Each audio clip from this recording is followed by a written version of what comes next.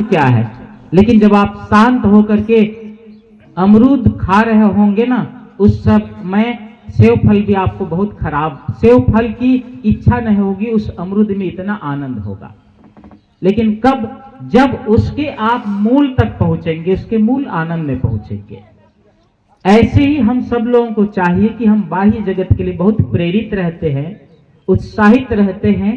ऐसे ही उत्साह हमारे आंतरिक जगत के लिए आवश्यक है, जिसको हम आज प्राप्त करने के लिए यहां पर आए हैं, या हम यहां क्यों आए हैं। प्रश्न हर व्यक्ति के अंदर में होना चाहिए कि मैं यहां पर क्यों आया हूं या आई हूं, मुझे क्या चीज की आवश्यकता है और मेरे जीवन में किस चीज की तलाश है। जीवन में मैंने जो पाया है, क्या वो मेरे लिए संपूर्ण है, और नहीं पाया है तो क्या चीज को नहीं पाया है जिसको पाने की जरूरत है।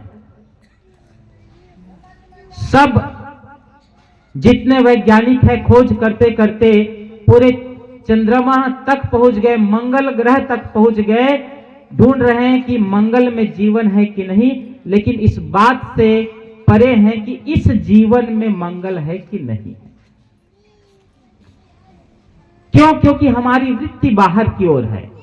जिस दिन हम समझ ले कि हमारा अस्तित्व हमारे साथ है, और आप क्या मस्त मुस्कुराते हुए बैठो खेतों में बैठ करके, जब आप बासी भी खा रहे हो ना, उस समय जो अनुभूति होगी, जो आनंद होगा, मैं इसको अधिकतम कहते रहता हूं कि एक किसान कृषक जो है जब खेत में बैठ करके आनंद लेता है, कोई व्यक्ति अच्छे अच्छे गद्दों पर सोफा पर बैठ करके भी वो आनंद नहीं ले पाता है। तो जीवन का आनंद तरलता में है, जीवन का आनंद सरलता में है, जीवन का आनंद सहजता में है।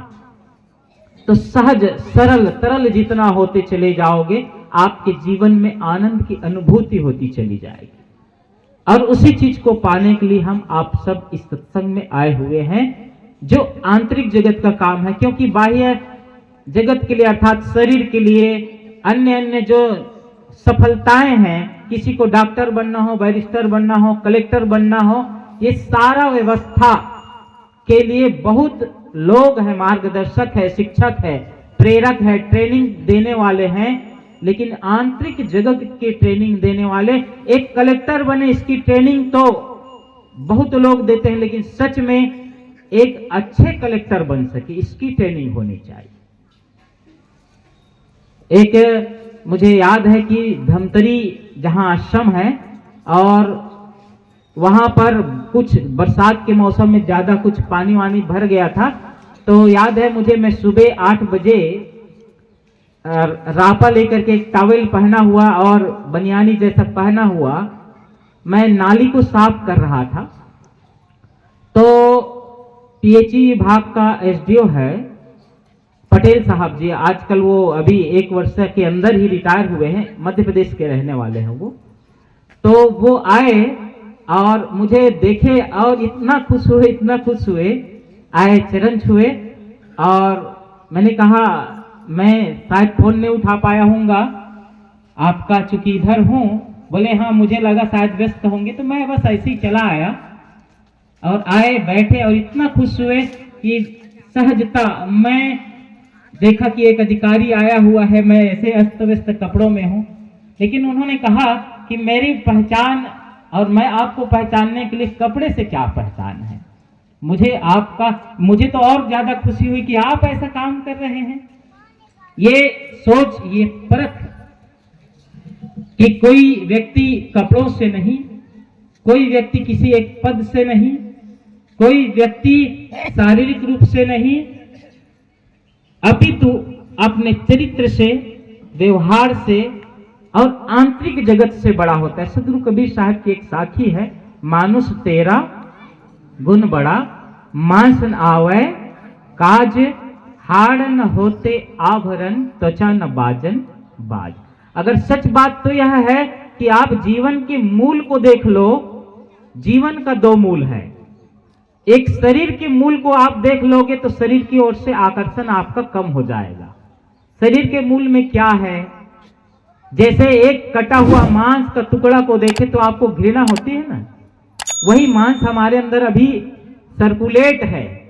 जब हम इसमें देखते हैं तो दूसरे रूप में देखते हैं। जब कटा हुआ एक, या तो कोई शरीर से आत्मा निकला हुआ शरीर को देखते हैं, तब क्या भाव आता है? वहां पर जीवन की वास्तविकता होती है और चलने वाला, लाश को लेकर के चलने वाला यह कह रहा होता है कि राम नाम सत्य है, सबका यही मतलब उस समय सबके मुख से यह निकल रहा होता है कि राम नाम ही सत्य है, बाकी सब। जब ये बात आपके मुख से नहीं, जिस दिन अंतरात्मा से निकलने लग जाए, आप जिस दिन अंतरात्मा को पहचान कर लो और अंतरात्मा से जीना चालू कर दोगे, उस दिन आपको कोई अध्ययन की आवश्यकता नहीं होगी। जीवन ही आपका पाठशाला बन जाएगा। संत लोग और जितने भी आध्यात्मिक मर्मज्ञ दार्शनिक लोग हुए हैं, उन लोगों ने इस संसार की वास्तविकता को देख पाए। जैसे सदगुरु कबीर साहब जी के ग्रंथ का नाम बीजक है। बीजक जैसे बीज के अंदर में छिपा हुआ वृक्ष, ऐसे ही हम सभी जीवन के मूल को, मूल गहे ते काम है तय मत भरम भुलाओ। साहब ने कहा मूल को समझो। साहब ने कहा एक साधे सब साधिया सब साधे के जाए, जैसा सींचे मूल को फूले फले अघाए। तो हम सबको चाहिए कि जीवन का दो पक्ष है, एक व्यवहार जगत और एक परमार्थ जगत, या बाह्य जगत और आंतरिक जगत। इसको समझ करके चले। आइए पूज्य श्री विराजमान हो रहे हैं।